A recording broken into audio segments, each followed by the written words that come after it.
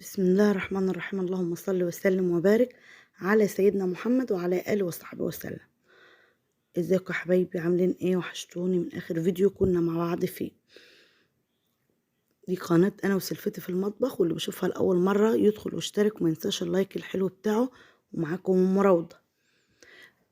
دلوقتي بعد ما فطرنا وشربنا شاينا واتبسطنا وتمام، قلنا ايه وكمان شفنا ايه طيورنا وظبطنا حالنا ماشي. يعني احنا فطرنا وفطرناه، قلنا بقى ايه ندور على الغدا ونعمل نشوف هنعمل ايه في بيتنا كده، ونقوم ايه نتشجع كده ونستعيذ بالله ونقوم نشوف ايه اللي ورانا. ايه عايزين نعمل ايه؟ نطبخ، نعمل لوبيا ولحمة ورز. ده هيبقى ايه غدا هتشوفوه معانا في الفيديو. بس قلنا الاول يعني ايه اوريكم كده ايه شوية حاجات. دي الاول دي اللوبيا كنت بقلي ايه لها. عملت البصلة زي ما شفتوا كده في الاول، والطماطم اللي انتوا شفتوها دي انا خلاص عدت بجيب كل سوق إيه 4 كيلو واصلصهم او اعملهم على النار، يعني اطبخهم على النار ويسيبهم بقشرهم زي ما انتوا شفتوا كده، يا اعملهم صلصة واعملهم اطبخهم على النار وارجع تاني اصفيهم وارجعهم تاني على النار لما تبقى صلصة مركزة زي الفيديو اللي فات. تمام. هي بقى قعدت ايه شغلانتي كده، لان الطماطم غلت والاسعار انتوا عارفين، يعني ملوش داعي ان انا نتكلم فيه. وبعدين ايه جبت الطماطم زي ما شفتها كده صفيتها، والبصلة اتحمرت ونزلت عليها بالطماطم لعند التقلية ايه ما اتسبكت او بقت صلصة كده زي ما شفتوه. وسلقنا اللوبيا وسقطناها فين؟ في الصلصة. تمام. وكده تمام. وايه واحنا بنعمل غدانا بقى كده، روضة ايه كانت شايلة السجاد وقالت ايه هكنس وايه وافرشه تاني. قلت لها بقى كان يوم شمس يعني محترم، قلت لها بدل ما تكنسي وتشتالي وترجعي تعملي إيه، احنا كده كده الشمس حلوة اهي ونغسلهم. قالت النهاردة، قلت لها اه تمام تمام. جبنا إيه، قامت جايبة استغفر الله العظيم، طلعت السجاد على السطح. هي كانت بقى بعد ما طلعته انا كنت فين؟ كنت تقريبا عند الدكتور او مش فاكره كنت فين. المهم فبتقول لي، قلت لها بدل ما تطلعيه وتسيبيه ونرجع ننزله ايه ونحطه، هو مش شكله مش نظيف، يعني هو مش حلو.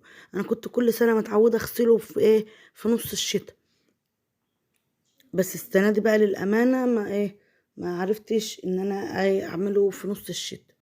فالمهم رحت قالت خلاص هكنس تحت منه اللي هو السجاد بتاع الصالة ده كله.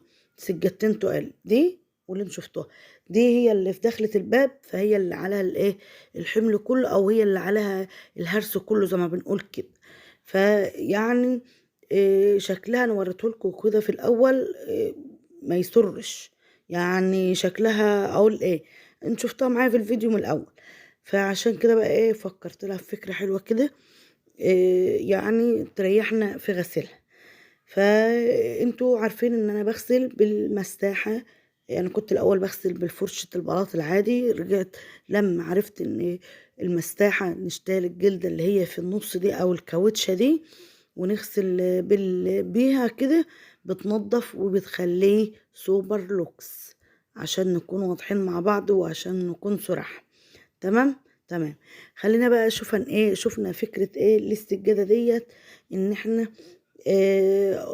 حطينا بقى المنظفات بتاعتنا، ملينا الجردة المية احنا بليناها في الاول زي ما شفتوا كده، وبعد كده حطينا في جردل المية اريال او ايا كان مسحوق وكلور وكلور كمان اللهم ذكرني وكلوريكس الوان او كلور الوان يعني.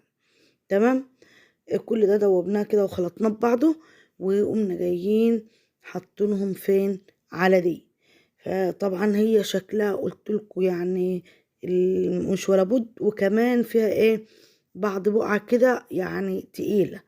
انا حاولت بقدر الامكان وانا ماشية في التصوير في الاول كده اوريها لكم، بس مش عارفة بقى هي ظاهرة ولا مش ظاهرة. هي علشان برضو للأمانة يعني هي فيها حتت فاتحة كده، فبتبان فيها الوسخ بسرعة. فانا جبت بعد ما حطينا كمان عليها الجردل الميه بالمنظفات دي كلها، جبت ازازة الكلور دي، وزمان شفتوا كده هويت الغطا بتاعها ومشيت كده بقى عليه تنزل سرسوب بسيط كده، علشان يعني لو فيها بقعة مستعصية لو كده، المية عليها الأول عشان الكلور ما يعملش فيها بقعة. وزمان شفتوا كده وعملتها كده، ورحنا جايين بقى عاملين الكلام ده كله، وقامت روضة برماها وقمنا حاطينها على جنب، عما نغسل اخواتها كده ونشوف هنعمل معاهم لان زي ما قلت لكم هي كان زي ما فيها بقعة مستعصية كده، فبرمناها وسبناها ركناها لعند ما ما نخلص دولت. فدي كانت بتاعة الانتريه، يعني نظيفة نوعا ما، هي مش وسخة، بس روضة قالت عندنا الانتريه فاتح في الصالة، ف قالت طالما احنا شايلين اللي في الصالة نشتغلها رخر يا بنتي، هي كمان نظيفة. قالت لا، كله يعني اللي في الصالة يتغسل. قلت لها خلاص تمام، اللي شوفي انت مش انت هتعملي معايا. حتى وهي بتغسل قالت يا ماما انت تعبت يعني وظهرها وجعها، فقالت انت كنت بتعملي ده كله لوحدك واحنا صغيرين. قلت لها اه. شفتي بقى؟ قالت يكون في عونك، لان هي حست ان ظهرها وجعها من الشغل. ما بالكم الاول انا ما كنتش اكتشفت حته المساحة ديت، كنت ببرك على رجليا واغسل بفرشة البلاط، واقعد احك وادعك واشتال والف وابرم السجاد لوحدي واشتاله وهو مبلول، وتقله بقى ما شاء الله عليك، يعني ما اقولكوش واشتال كنت اطلع فوق السطح او احط على البلكونة يعني، وكنت بغسله كله مرة واحدة في يوم واحد. فالنهارده يعني احنا ساعدنا بعض، هي ساعدتني وانا ساعدتها وكده، واللي بقت تمسح واللي بقت تشد الميه واللي بقى يصور، ومحمود برضو خد له دور معانا وساعدنا شويه. الوقت جاي دوره هتشوفوه في التصوير، يعني مبدع معانا. فهي غسلت ديت وقالت ده ما نضيفه قوي يا ماما، امال بتقولي وسخ قلت لها لا، الوقت هتشوفي، اصبري على رزقك بس يا ستي، وما صبرك الا بالله. المهم العند ما غسلت ديت كده في الاول فاتحه و... ونضفت بسرعه، لان زي ما قلت لكم هي مش وسخه او يعني نظيفه شويه عن الباقيين. فتحت نفسها وقالت ده ده كله من ده يا معلم. ما تعرفش بقى ان اللي ما خفي كان اعظم، لا. المهم خلصت دي، هي بقت تتدلع برضو فيها كده براحتها، وانا ما عملتش معاها حاجة فيها، وسبتها تتدلع كده وعلى راحتها وتعمل اللي هي عايزاه. جينا بقى للمهم، لا مش الاكل هو المهم للسجاد اللي بعد كده. هنا بقى كانت زي ما قلت لكم احنا طبعا بنعمل الغدا معانا واحنا بنشتغل، احنا قلنا يعني هو مش مستاهله واقفه في المطبخ وكده. فبعد الصلصة ما اتسبكت، هي ما خدتش وقت كتير يعني، حطينا طبعا عليها بهاراتها، ملح فلفل كمون، معلقة سكر، عشان برضو اللذعة بتاعت الصلصة دي او الحموضة زي ما بنقولها دي معلقة السكر بتشتغل الحاجات دي. وقلبنا ده كله ببعضه، وبعد كده سقطنا اللوبيا. نعم، نزلنا اللوبيا زي ما شفتوا كده. طبعا انا ما كنتش جبت كل عمل الغدا بالتفصيل، لان كنت انا منقياها وبلتها شويه او نقعتها، يعني انتوا عارفين ان البقوليات لازم بتتبل، وكل شيء على حسب الوقت اللي قدامك يعني. مثلا الفول اللي هو الدميس ممكن يقعد 24 ساعة مبلول، اللوبيا ممكن تقعد ساعة ساعتين، كل ده على حسب كل واحد والوقت اللي قدامه بيعمل فيه المهم زمان شفتوا كده بقى، نزلتها الصلصة ولفيت يعني خدتها تقليبة كده من تحت لفوق من فوق لتحت، وسبتها تشرب من الصلصة شوية، وبعد كده زدناها شوربة او زودناها شوربة. يعني خليكم معايا كده واحدة واحدة وتحملوني، وانتوا هتمشوا بالخطوات معايا وتشوفوا. تمام تمام. قلت لكم بقى ما خفي كان اعظم. انتوا شفتوا السجادة دي يعني بتطلع، يعني اقول بس برضو ديت نص البلة ولا البلة الكبير اللي ملفوف ورا. خليكم مركزين معايا يعني عشان ايه ما تتوهوش مني. هنا بقى السجاد وهو يعني لما بنيجي نكنسه طبعا بيبقى له توجيه اللي انت ايه او اتجاه اللي انت بتمشي مع المقشه فيه او المكنس. ف بيعذبنا بس في حته ايه, بنمشي عليه بالمسطحه وكده. وزي ما قلت لكم في اول فيديو محمود كان له دور جامد معايا يعني. ساعدنا يعني على قد ما يقدر مهما كان هو طفل برضه وايه وساعدنا بكل ايه اللي يقدر عليه. هو مش ان هو مفكر ان هو بيساعدنا، هو مفكر بقى ان هو ايه يعني هو بيلعب. بس بالنسبه لي ان هو يشتغل همي او يعرف ان انا بعمل حاجه ويعمل معايا دي حلوه يعني تتحسب له. معلش بقى هنا كانت الإضاءة مش عارفة فيها ايه المهم انا كنت في الوقت ده برضو كنت بعمل حاجة يعني. كانت روضة ومحمود هما اللي فردت السجادة وعملتها بدأت فيها وانا كنت مش فاكرة كنت بعمل ايه.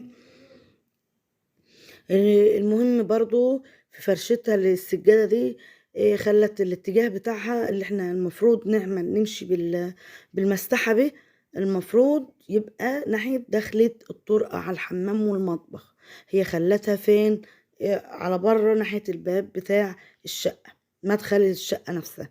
فكنا لفناها وظبطناها بس اللقطة دي تقريبا ما جاتش في التصوير. يعني اقول لكم بقى مش بقول لكم ما خفي كان اعظم. ودي اقول ما شاء الله عليه. شايفين يعني الحته اللي مجرد المساحه بتمشي عليها يعني بتفرق 180 درجه. يعني انا مش عايزه اقول 360 بس لا بتفرق فعلا. الميه كان شكلها رهيب يعني. ما تاخدوش في بالكم البطاطس اللي محطوطه دي ما تاخدوش في بالكم يعني حبة بطاطس مخزناهم كده حطاهم في بتاع زمان شفتوها كده في صندوق. كنت زقها تحت الكنبة او حطها تحت الكنبة فما تاخدوش بالكم منها ما تركزوش يعني. المهم روضة هنا دخلت كانت اللحمة استوت واللوبيا على وشك. فهي كانت الوقت زودتها يعني اللحمة مش استوت كانت هتاخد لسه بقيت سواها فين في شوية في اللوبيا تاخد شوية يعني في اللوبيا. معلش انا ساعات بهيس كده في الكلام. المهم طلعتها من الشوربة نزلتها فين في اللوبيا زي ما انت شفتها كده. طبعا كل شوية بنشوف يعني متابعين الغدا يعني واحنا بنشتغل. فهنا بقى كان زي ما بقول لكم كده يعني شوفوا الحتة اللي انا مثلا دايسة عليها دي من الحتة التانية او المكان ده من المكان ده. يعني انا كنت عايزه اعمل لكم نصين كده اللي بيبقوا قبل وبعد.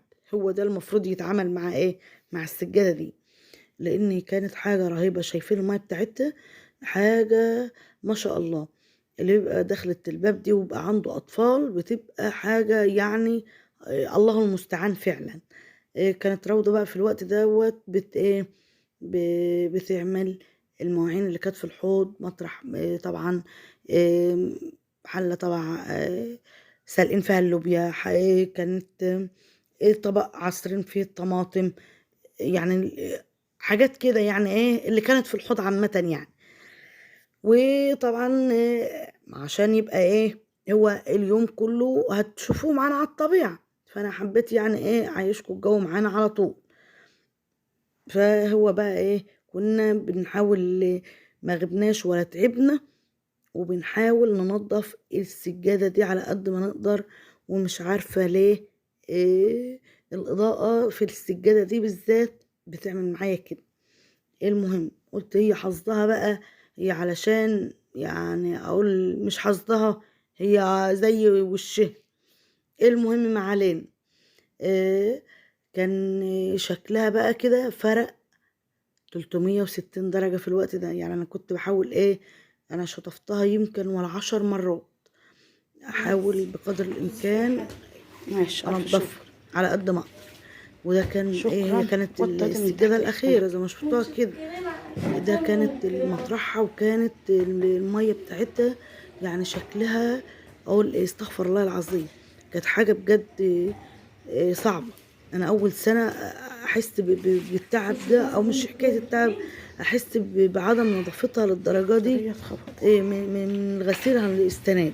لان زي ما قلت لكم في الاول انا كنت بغسلها مرة واتنين في السنة، يعني كنا بنفرشها في اول الشتاء، وفي نص الشتاء كنا نغسلها ونرجع نفرشها تاني. السنة دي بقى يعني ما اقولكوش. المهم ده كان يومنا، ودي كان الفيديو بتاعنا، ويا رب يكون عجبكم. ما تنسوش اللايك والاشتراك في القناة.